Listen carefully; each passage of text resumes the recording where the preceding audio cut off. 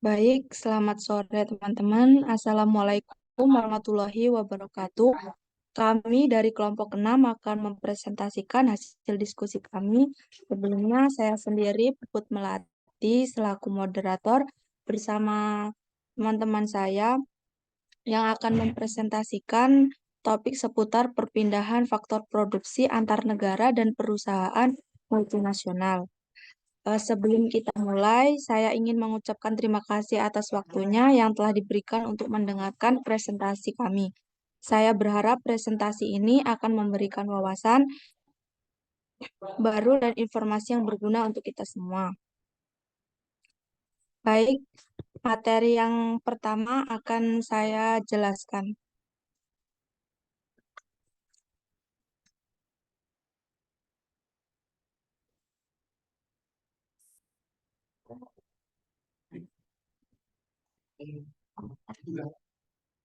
Untuk yang pertama yaitu mobilitas tenaga kerja. Mobilitas tenaga kerja mengacu pada kemudahan pekerja untuk perpindahan ke dalam suatu perekonomian dan antar perekonomian yang berbeda. Ini merupakan faktor penting dalam studi ekonomi, karena melihat bagaimana tenaga kerja salah satu faktor produksi utama yang mempengaruhi pertumbuhan dan produksi. Ada dua jenis mobilitas tenaga kerja. Yang pertama yaitu geografis. Geografis sendiri meliputi tentang suatu tempat atau suatu di mana eh, pekerjaan itu berada. Dan yang kedua yaitu pekerjaan.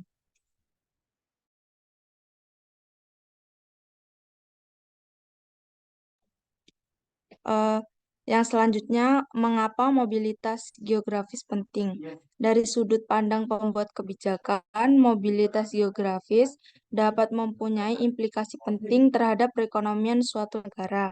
Hal ini karena pelonggaran persyaratan imigrasi dapat melakukan beberapa hal.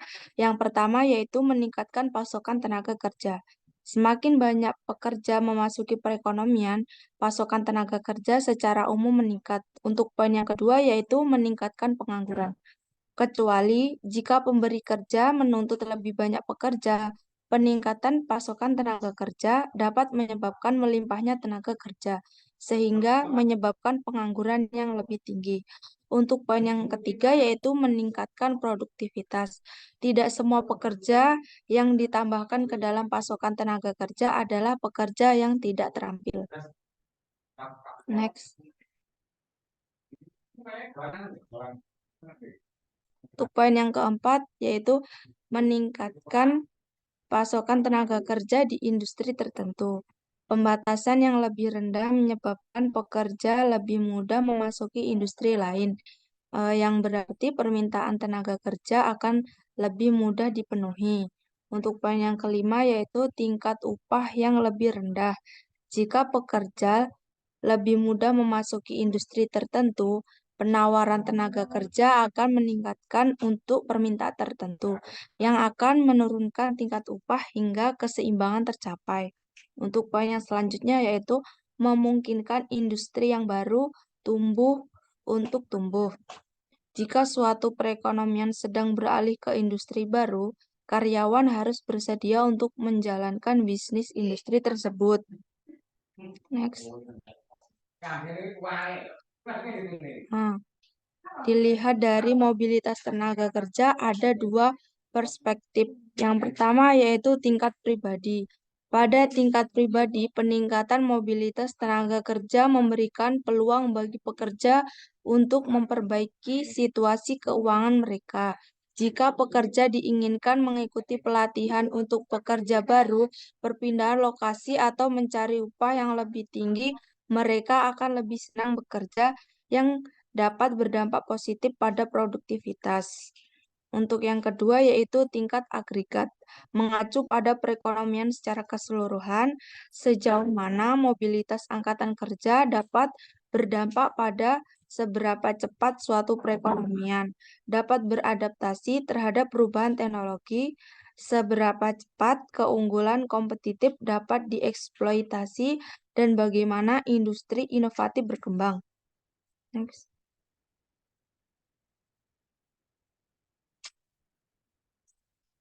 Arus modal internasional.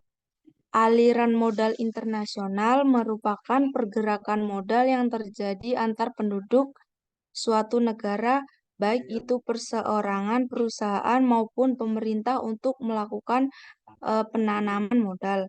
Pergerakan modal tersebut tidak terlepas dari semakin terintegrasi perekonomian yang membuat pergerakan aliran modal tersebut semakin masif.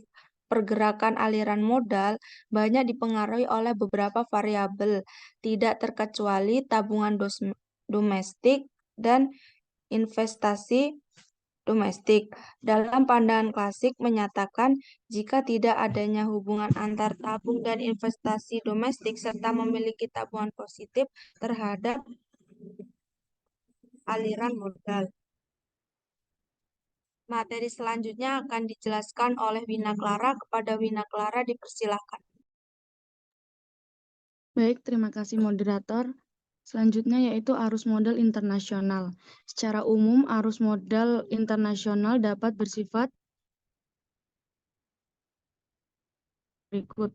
Yang pertama yaitu portofolio investment, yaitu arus modal internasional dalam bentuk aset finansial, saham atau stok, atau bond, dan komersial paper lain. Arus portofolio saat ini paling cepat dan paling banyak mengalir ke seluruh penjuru dunia melalui pasar uang dan pasar modal di pusat keuangan, seperti di New York, London, Paris, Tokyo, dan Singapura. Yang kedua yaitu direct investment, yaitu investasi real dalam pendirian perusahaan, pembangunan pabrik, pembelian tanah, dan bahan baku. Investor terlibat langsung dalam manajemen perusahaan dan mengontrol penanaman modal tersebut. Pendirian perusahaan biasanya dimulai dengan pendirian atau pembelian saham dalam bentuk investasi oleh perusahaan multinasional. Next.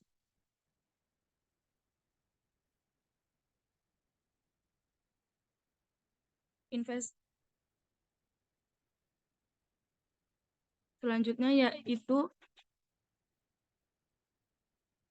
investasi asing langsung. Asing langsung menurut Krugman yang dimaksud dengan istilah investasi asing langsung adalah arus modal internasional di mana perusahaan dari suatu negara mendirikan atau memperluas perusahaannya di negara lain. Oleh karena itu, tidak hanya terjadi pemindahan sumber daya, tetapi juga terjadi pemberlakuan kontrol terhadap perusahaan di luar negeri. Menurut Undang-Undang Nomor 25 Tahun 2007 tentang penanaman modal, yang dimaksud dengan istilah FDI atau PMA, penanaman modal asing, adalah kegiatan menanam modal untuk melakukan usaha di wilayah negara Republik Indonesia yang dilakukan oleh penanam modal asing, baik yang menggunakan penuhnya yang berpatungan dengan penanaman modal dalam negeri.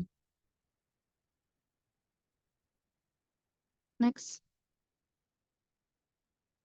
Investasi langsung dibedakan menjadi dua, di antaranya investasi asing langsung horizontal. Menurut Kurniati, investasi asing langsung yang dilakukan secara horizontal akan memproduksi barang yang sama di beberapa negara. Investasi asing langsung jenis ini memiliki motivasi untuk mencari pasar yang baru.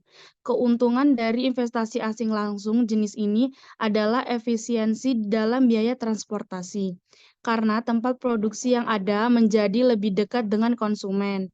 Yang kedua yaitu investasi asing langsung vertikal. Menurut Kurniati, dilakukan secara vertikal menyangkut desentralisasi secara geografis dari aliran produksi perusahaan. Perusahaan akan melakukan kegiatan produksi di negara-negara yang memiliki biaya produksi yang lebih rendah. Kemudian, hasil produksi di negara tersebut akan disalurkan kembali ke negara induk perusahaan untuk diproses lebih lanjut.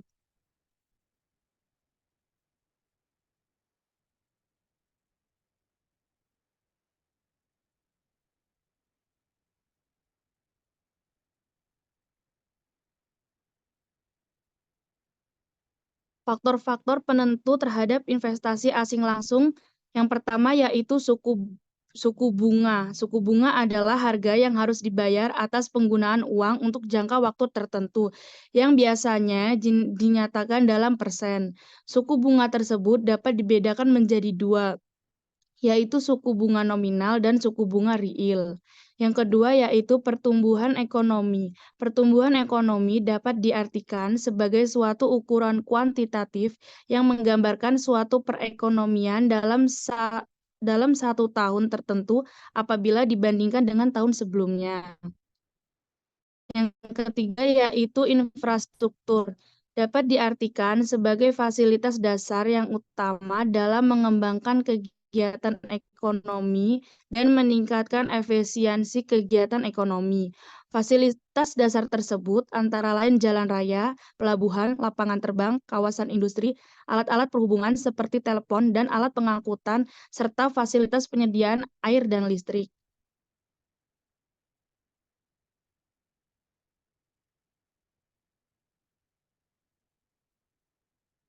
Baik, saya kembalikan ke moderator. Baik, terima kasih Wina. Materi selanjutnya akan dijelaskan oleh Kholi. Kepada Kholi dipersilakan. Baik, di sini saya akan menjelaskan tentang perusahaan multinasional. Perusahaan multinasional adalah istilah yang mengacu pada perusahaan besar yang ada di dunia.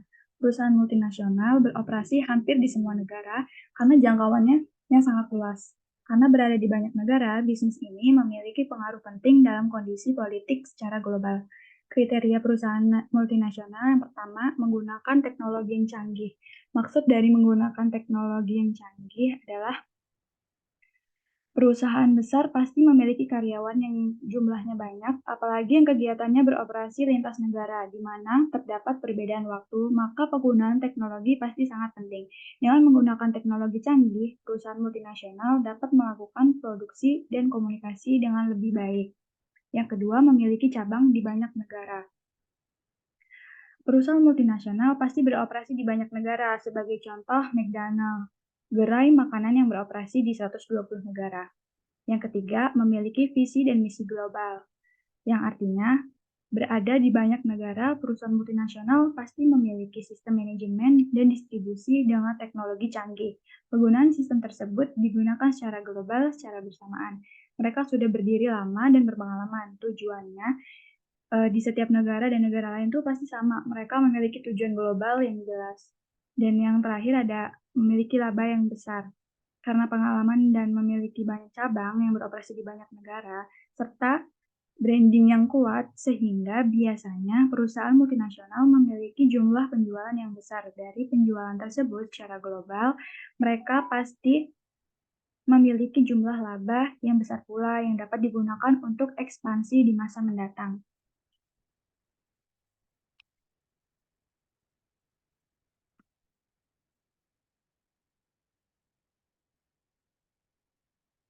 Kelebihan perusahaan multinasional yang pertama, mengurangi kegiatan falas atau valuta asing.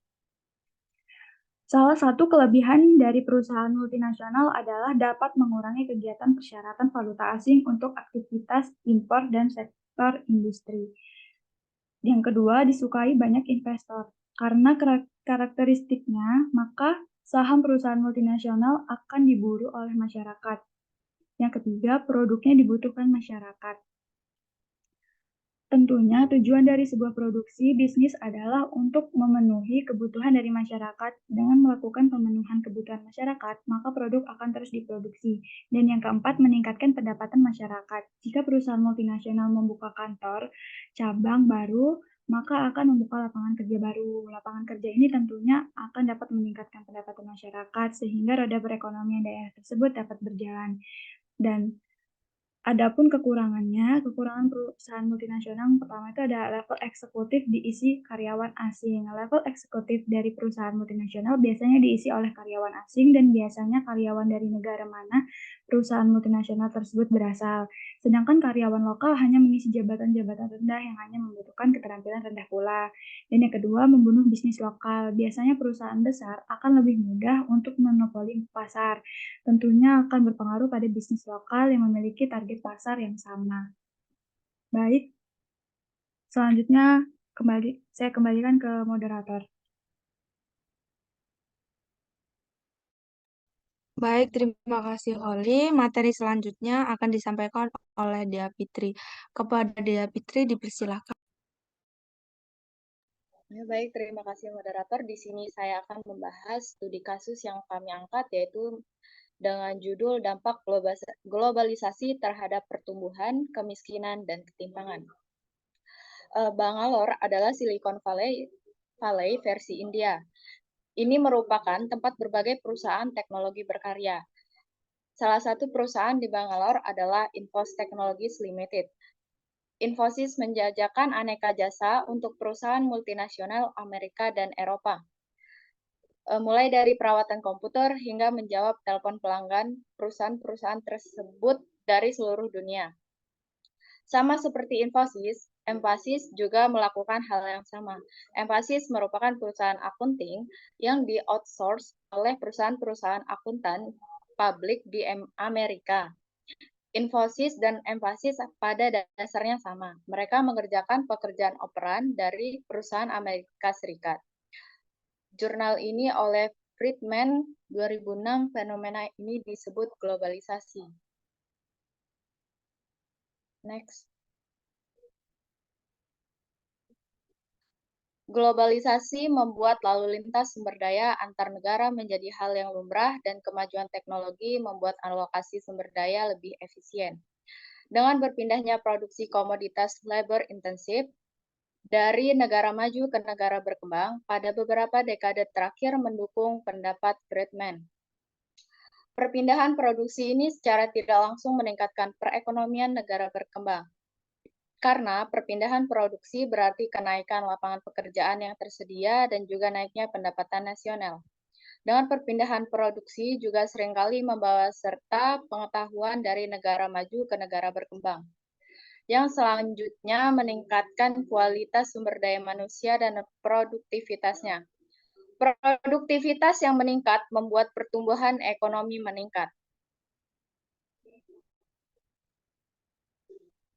Konjungtur Forschungsstelle atau biasa kita singkat dengan KOF.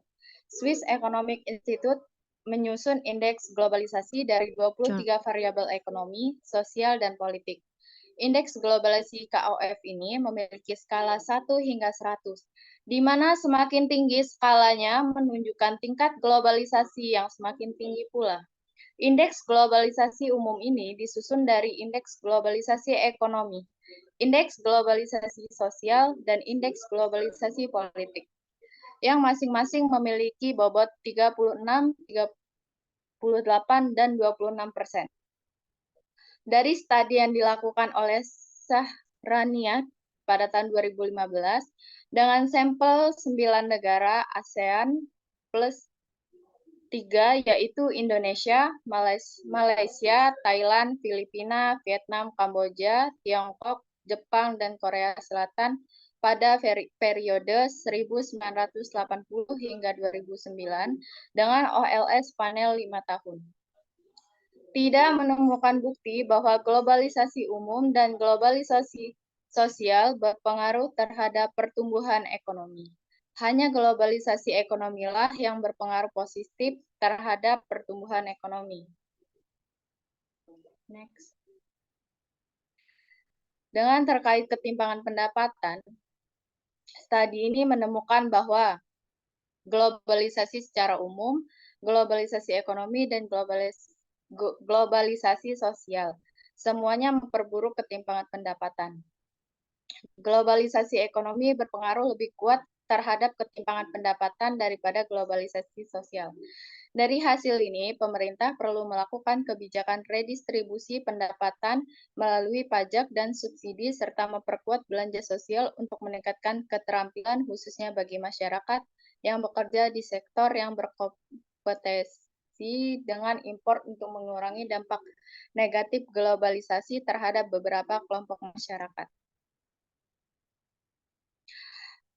Kesimpulan dari penelitian ini, negara-negara berkembang mestinya mendorong globalisasi ekonomi dengan memperlancar perdagangan dan investasi antar negara serta mengurangi hambatan perdagangan.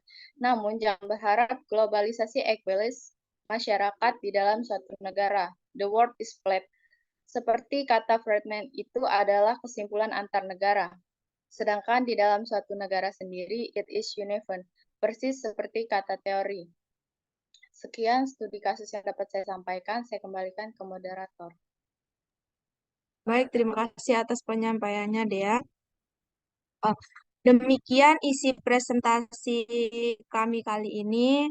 Semoga apa yang kita sampaikan dapat bermanfaat bagi kita semua. Jika ada kekurangan, mohon dimaafkan karena kesempurnaan sungguh hanyalah milik Allah Subhanahu wa Ta'ala. Saya Puput Melati selaku moderator mengucapkan terima kasih dan wassalamualaikum warahmatullahi wabarakatuh.